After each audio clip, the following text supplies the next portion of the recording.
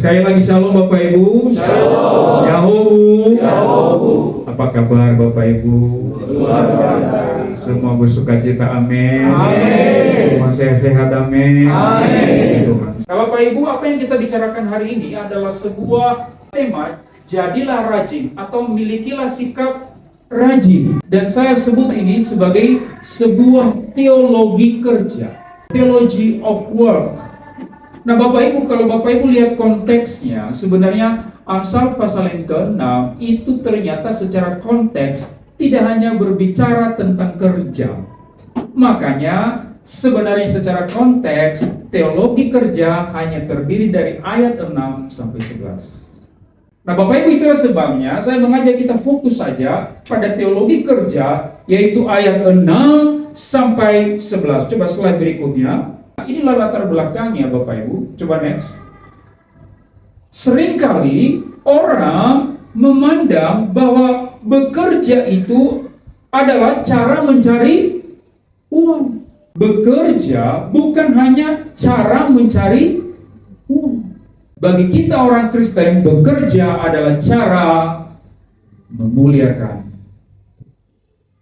Tuhan menciptakan Anda bukan karena Tuhan butuh Anda.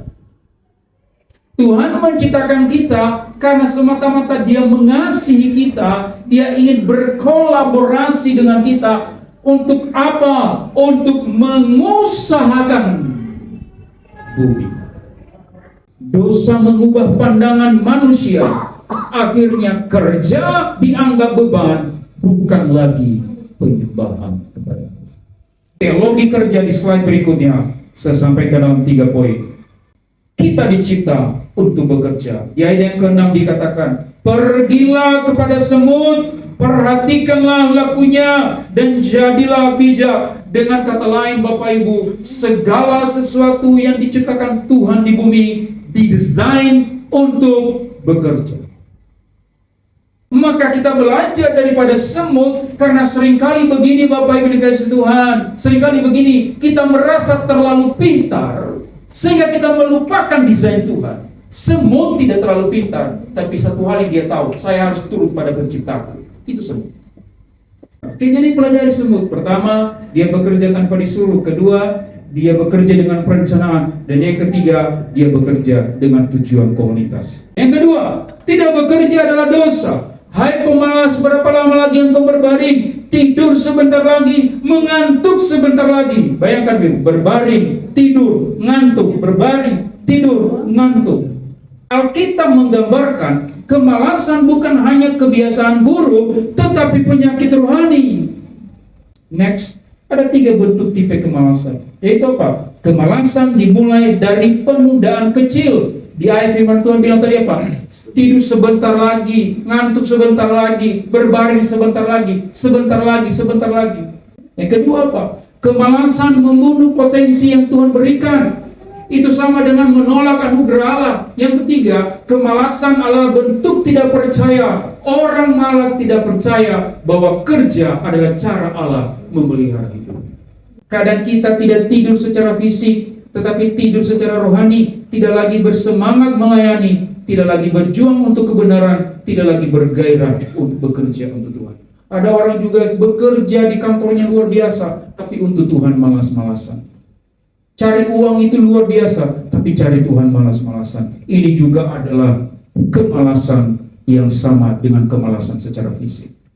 Poin yang terakhir Bapak Ibu, bekerja adalah ibadah. Bekerja adalah ibadah. Maka datanglah kemiskinan kepadamu seperti seorang penyerbu. Dengarkan Bapak Ibu, kemiskinan itu bukan rencana Tuhan dalam kehidupan kita.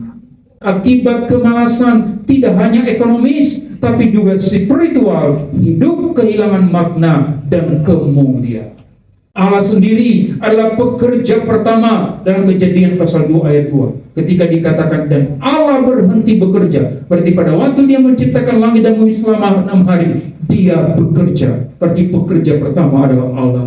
Maka setiap kali kita bekerja dengan benar, kita sedang meniru Allah.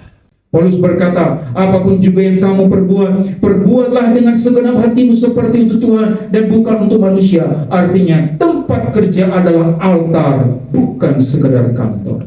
Jadikan kantor kita seperti altar untuk menyembah. Ketika engkau bekerja dengan sepenuh hati, engkau sedang beribadah tanpa perlu musik, mimbar, atau mikrofon, karena Tuhan hadir di tempat kerja sama seperti Dia hadir di tempat ibadah. Katakan amin. Amin. Kerja bukan kutuk, tapi panggilan.